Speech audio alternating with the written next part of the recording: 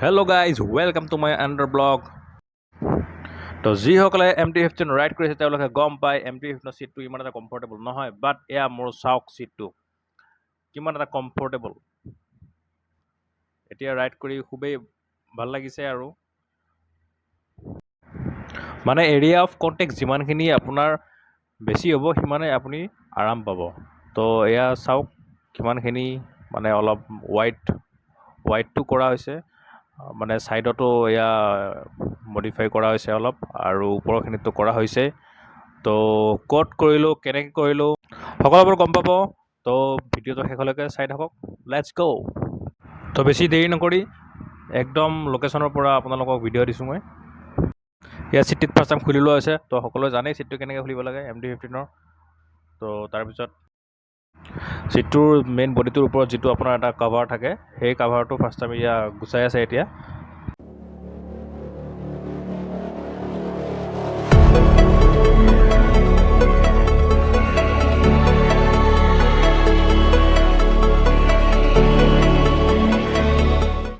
তাৰপিছত আপোনাৰ কিমানখিনি স্পঞ্জ লাগিব সেইটো মেজাৰমেণ্ট কৰি লৈ, আৰু মানে কেনেকুৱা শ্বেপত লাগিব সেইটো মেজাৰমেণ্ট কৰি লৈ এয়া কাটি পেলাই মানে মেজাৰমেণ্টটো কৰি আছে আৰু কিমান লাগিব কি নালাগিব। তো তাৰপিছত সেইমতে কাটিব।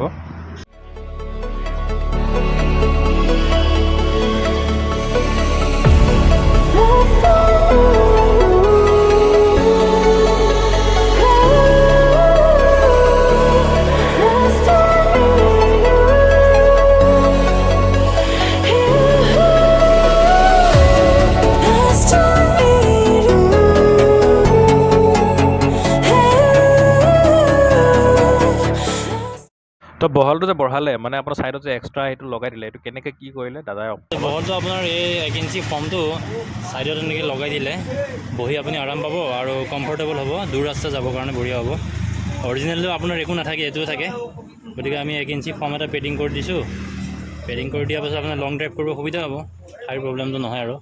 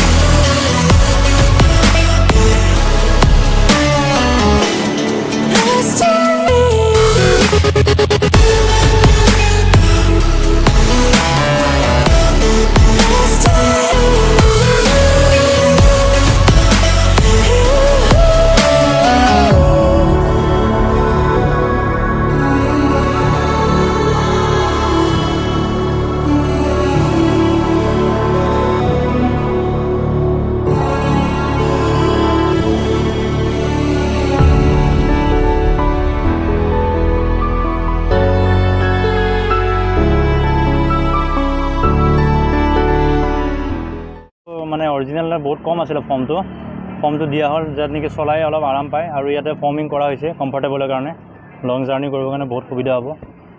অৰিজিনেলি চিটটোতো আপোনাৰ একো নাথাকে, আমি ফৰ্ম চম দি ধুনীয়াকৈ কৰি দিছোঁ। চব বাইকৰে কৰা যায় ইয়াতে। ফৰ্মৰ টাইপ থাকে ন? ফৰ্মৰ টাইপ থাকে। মোৰ এইটো চবচে বেষ্ট কোৱালিটি হয়, 40 ডেঞ্চিটি ফৰ্ম হয়। এইটো ফেডাৰ ফৰ্ম বুলি কয়। ইয়াৰ তলত আছে কিছুমান ফৰ্ম, সেইবিলাক আমি ইউজ নকৰোঁ, এইটো 2 দিনত বহি যায়। এইটো অলপ কষ্টলি হয়, কিন্তু ফৰ্মটো ভাল হয়। হয়। অৰিজিনেলি একচুৱেলি এনেকুৱাই থাকে অৰিজিনেলটো। আমি অৰিজিনেল নিচিনাই দি দিছোঁ, ঠিক আছে। চিলাইটো একচুৱেলি কি হয়, ছাইডত আমি ডবল চিলাই কৰিছোঁ আপোনাৰ, যাতে বস্তুটো ফাটি নাযায় চিলাইৰ পৰা। এনেই অৰিজিনেলি আমাৰতো ছিংগল চিলাই থাকে, এইটো ডবল চিলাই কৰি দিছোঁ তাক ধৰি পেলাই আমি লাষ্টিং কৰিবৰ কাৰণে। আৰু তালৈ বেল্টটো অৰিজিনেল লাগি গৈছে, ঠিক আছে।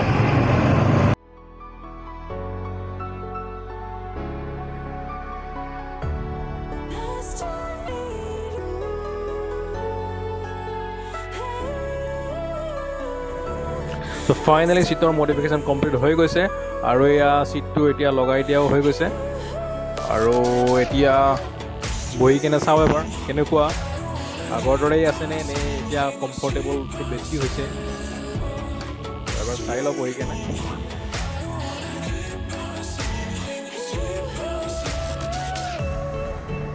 আগতকৈ বহুত বেটাৰ ফিল হৈছে এতিয়া বিশেষকৈ আপোনাৰ সেই ছাইডটোত বহলটো অলপ বঢ়াই দিয়াৰ কাৰণে বেছি অলপ কমফৰ্টেবল ফিল হৈছে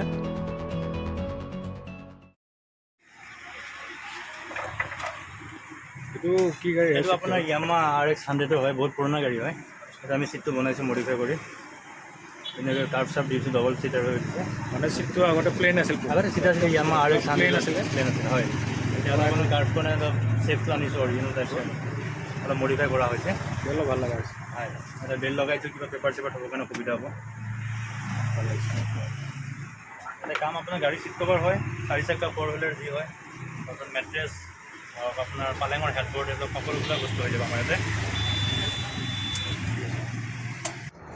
তো এখেতে আগতে ঘৰতেই নিজৰ ঘৰতে কাম কৰিছিলে এতিয়াও তাতেও কৰে কাম আৰু ইয়াতে দোকানতো কৰে কাম দোকানখন সৰু হয় বাট কাম বহুতখিনি হয় আপোনাৰ 4 হুইলাৰৰ পৰা 2 হুইলাৰ চবৰে আপোনাৰ ছিটৰ কভাৰ বা ছিটৰ ভিতৰত কুচন লগাব লগা হয় চব কাম ইয়াত কৰা হয় যিকোনো আপোনাৰ মডিফিকেশ্যন কৰা হয় আৰু ইয়াৰ লগতে সোফা বা বিচনাৰো আপোনাৰ মেট্ৰেছৰ কাম কৰা হয় ইয়াত তো গাইজ দাদাজনৰ কণ্টেক্ট নাম্বাৰ আৰু এড্ৰেছ সকলোবোৰ ভিডিঅ'টো ডেছক্ৰিপশ্যনত দিয়া আছে তো যদি আপোনাৰ প্ৰয়োজন হয় তেতিয়াহ'লে আপোনালোকে তেখেতক কণ্টেক্ট কৰি গ'লেই হ'ল